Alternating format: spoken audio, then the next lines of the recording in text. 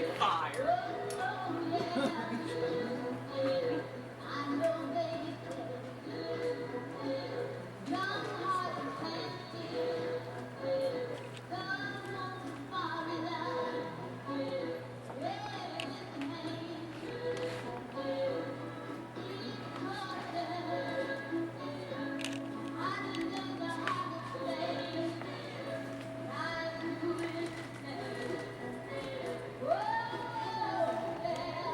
Yeah.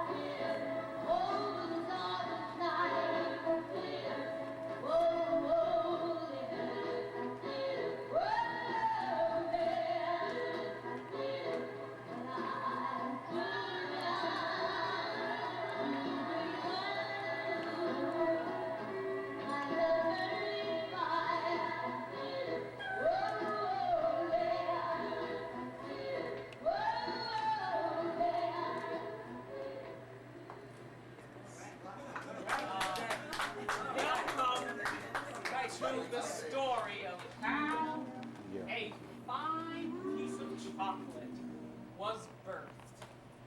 This was a 3.5-year birthing process. At times things got really surreal. I mean, I would be coming up with ideas that I couldn't even imagine. And I just have to thank the Lord Jesus Christ, first and foremost, for being the head of my life and for giving me the ability to write. And when I write, I want my writing to always be a lesson and something that people could learn and grow from. Amen. Okay, so this process started, probably I should go back before 2009. I had decided I would take several pictures from my life and pass it around and look at it, and this is where the whole fine piece of chocolate was first birthed. As women, we often, we just naturally, like Eve just cleaved to Adam, we just want to find love. But sometimes, you know, love could come wrapped up in a beautiful package, or so we think, but then, you know, we may open up the package, and it's not always what we think it will be. Yesterday I happened to have been at a funeral of a friend. Her husband had passed away, and he left a beautiful legacy of family love and sharing the gospel. And as I was sitting there listening to him, I started thinking the term mission statement went through my mind, and I was saying, you know, to avoid some of these traps that people fall in, we have to have a mission statement. And so I'm thinking how every business has a mission statement. If any of you belong to a church, your church more than likely has a mission statement. Now, whether or not you know what the mission statement is different. I personally may not know my church mission statement verbatim, but I do know that it's about spreading the gospel. So then I was thinking, okay, now what should be my mission statement? Because I'm not a youngster anymore. How do I go through this life, you know, and not make some of the same choices again? So as I was sitting there, I came up with a mission statement. But let me just first start. I was out the other day playing tennis with my just a tennis ball up there at the handball court playing tennis. So as I'm enjoying myself, and this guy on the other side of the gate, he says to me, oh, something about not having the right swing or something, and I really wasn't in the mood to want to hear anything about playing tennis. I'm just trying to exercise. So, I'm being polite and gave him a minute of my time, and he comes in and shows me this, how to swing, and then he's saying to me about looking for a relationship, and, I'm polite. I'm not really ready to, I'm not going to say, well, what makes you think I want you, but I'm, listening nicely and stuff, and so he had some kind of Christian jewelry on, and I spoke about the Lord, and I gave him a copy of my poster, my postcard rather, and stuff, and so then he wants to contact me and all like this, and some of my postcards, in fact, have my phone number, but you know what? I just kept hitting decline, because one of the things he told me, he was coming up from Trenton, and he was in some Salvation Army program. I'm thinking, oh, you're in a program? No. He's telling me he's 53 years old. 3 times he mentions he's 53 years old, and I'm wondering, well, how many programs have you been in, sir? And I have nothing against a person going to get help and going away when they need help. But you know what? In my mission statement, as I was thinking, ladies, sometimes, men who have these problems, they look to certain types. When I was doing research for the book, one of the things was like women who are in certain caring professions. Sometimes men are attracted like to nurses. I was a teacher, okay. And one of the things the guy says is, like, I speak very well, maybe I could teach him. And I'm thinking at 53, no, I don't want this. And I will say this, if I'm going to rehab something, I'm going to rehab a house. You see, if you're going to take on a rehab project, you should do a house. I have a beautiful house that I'm saying goodbye to. I had bought the house with the husband. I'm going to get into that. I really love living in Harlem, but you know what I had decided to do? I says, gee, he's starting his life over. He finished his program. He has a good job. All right, I've been in New York 21 years. Maybe it's time to get a house somewhere else. So what I did was I reluctantly, I wasn't really in it, I kissed my house on Amsterdam Avenue goodbye.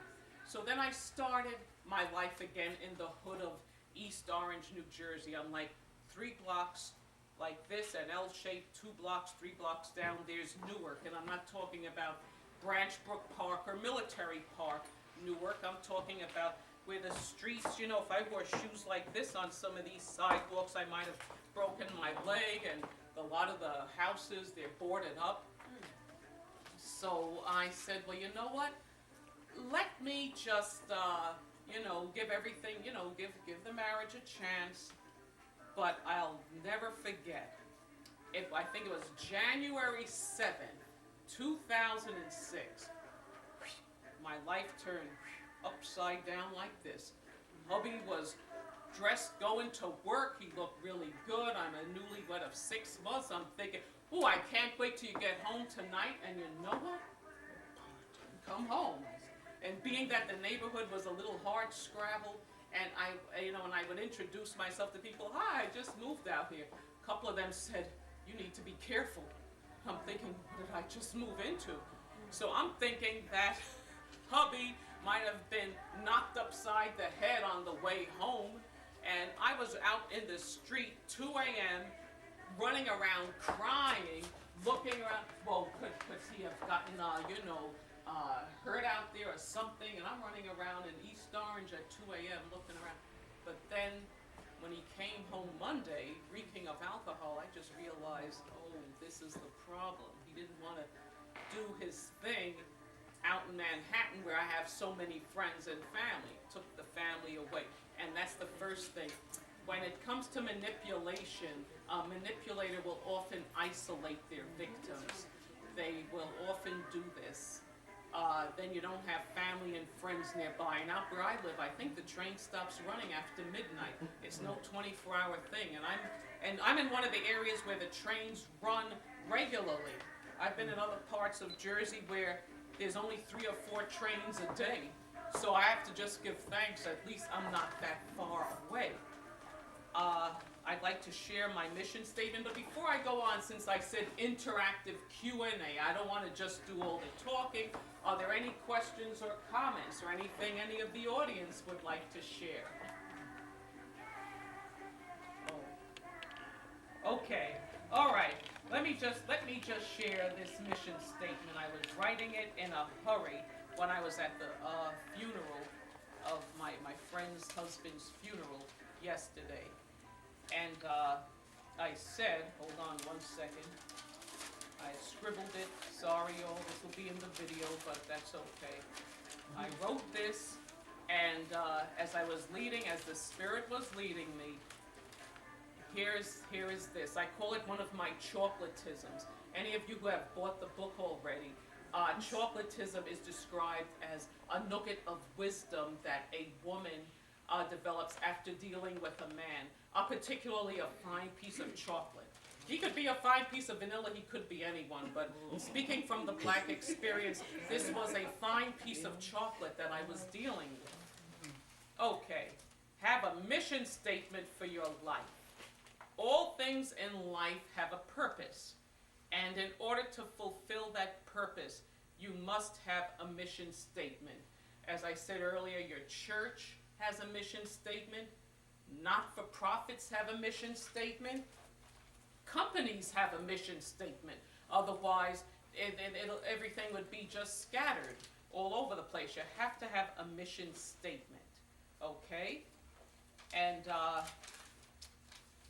my mission statement, I wrote to update it on a yearly basis. Now, you don't have to wait, people, until it's New Year's to have a mission statement. Anytime you decide you're going to go forward with your life, it could be July 31st, it could be today. That is the beginning of your new year. You have your mission statement. Now, I started writing, I wrote, I affirm that I am a daughter. You always start with an affirmation. I believe in always starting your day with some type of positive affirmation. For me, I believe in the Bible as the Holy Scriptures, and I talk to Jesus Christ. This is how I start my day. And I start with it quiet before there's a lot of noise in the atmosphere. Okay? I affirm that I am a daughter of the Most High God, and because of who I am, every decision I make must be thought out carefully. Never rush. I will not let anybody rush me into any decision, whether it's for my love life, whether it's a business decision, because only selfishness and deceit will cause a person to want you to rush when you make your decision. You know, if it's really a decision that's going to be there for the long haul, it will be something that you will have thought about. Like if you're going to buy a house, I say when I buy a house again, because now the house I've declared my Chapter 7, okay, and bankruptcy is over it's discharged after 90 days. I didn't know that it was that quick. It may be on my credit score the next 10 years, but it doesn't matter because I'm always someone who will pay my bills anyway. All right? So you never rush. You affirm something beautiful about yourself because all of us here are God's creation and we're all beautiful people. Okay. Now, when you look at creation, and I'm a nature lover, I used to buy sometimes, I'd go on the science, they had those scientific catalogs. I used to sometimes order caterpillars and feed them the food that came with them in the disc, and I'd watch them, and I noticed everything with creation has a pattern. All right, the butterfly starts out as the caterpillar. it eats and it grows, and then it spins the chrysalis, the cocoon, and it stays in there, and inside it is metamorphosizing, and then when it's time, then it breaks through. You can't help the butterfly get out because you're going to kill it. It has to struggle, and then it flies on about its way. Now, all of us are like that butterfly. We all have to follow a certain pattern. You cannot skip any of the steps. You skip a